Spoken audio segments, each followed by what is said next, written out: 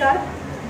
आणि संस्थेच्या 43व्या वर्धापन दिनानिमित्त सर्वांना हार्दिक शुभेच्छा, अभिनंदन सगळ्यांचं.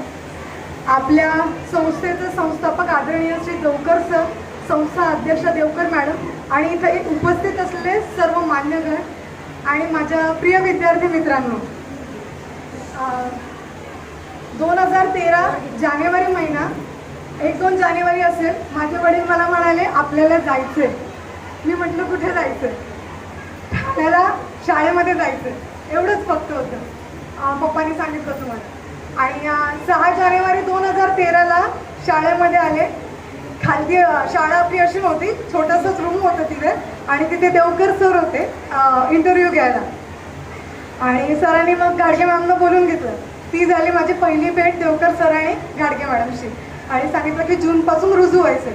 त्या 2006च्या 2013 6 जूनपासून ते 30 एप्रिल 2024पर्यंत जी काही शिक्षक म्हणून, मुख्याध्यापक म्हणून जी काही मी घडत गेले, ती त्या फक्त हे दोघं आणि घाडगे सर आणि गाडगे मॅडम.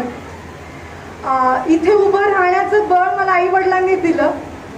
पण माझ्या क्षेत्रात मला जे काही करायचं आहे, काही केलं आहे, याची शिकवण फक्त आणि फक्त मला देवकर सर, देवकर मॅडम, घाडगे मॅडमकडून मिळाली. पहिल्यांदा ॲप्लिकेशन दिलं, 4 वेळा सरांनी ॲप्लिकेशन रद्द केलं माझं. त्या क्षणापासून ते माझ्या बॅचमधले, मी असो, बाबर मॅडम असो, रिया मॅडम, त्याच्या आधीच्या सीमा मॅडम, आम्ही सगळेजण कडक शिस्तीच्या खाली देवकर सरांच्या खालून गेलो. आणि जे काही शिकवलं ते त्याच्यानंतर आम्हाला गाडगे मॅडम आणि गाडगे सरांनी शिकवलं. माझ्या पूर्ण एकंदर कारकिर्दीत माझी आई बरोबर देवकर मॅडम आणि गाडगे मॅडम यांचा हे माझे रोल मॉडेल आहेत. कारण की मॅमचा जेव्हा प्रवास बघितला मी, म्हणजे देवकर मॅडमचा ज्या वेळेला मी प्रवास बघितला की त्यांनी एवढ्या कठीण परिस्थितीमध्ये एवढं सगळं केलं, म्हटलं या एका व्यक्तीने एवढं स्ट्रगल त्यांच्या लाईफमध्ये केलं.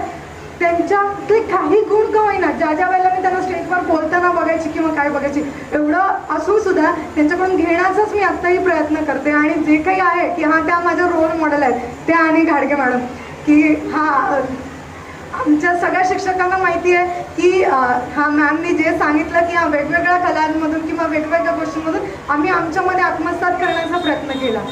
माझ्याबरोबर मी आज मुख्याध्यापक झाल्यानंतर माझ्याबरोबर असलेले जेवढे सगळे शिक्षक आहेत, मी त्यांचे सुद्धा अभिनंदन करते की त्यांनी माझ्याबरोबर राहून एकत्र येऊन आम्ही सगळ्यांनी व्यवस्थित काम केलं.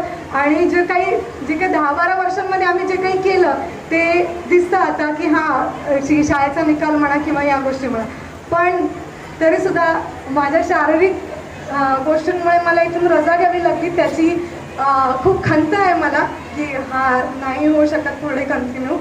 पण थँक्यू सर आणि मॅमना दोघांनाही, आणि Devkar sir, Devkar madam, Gadge sir, Gadge ma'am यांना. आणि मी विद्यार्थ्यांना एकच सांगू इच्छिते, कष्ट कष्ट आणि कष्ट, कष्टाला पर्याय नाही आहे. कष्टाशिवाय तुम्ही काहीही करू शकत नाही. त्यामुळे कष्ट करा.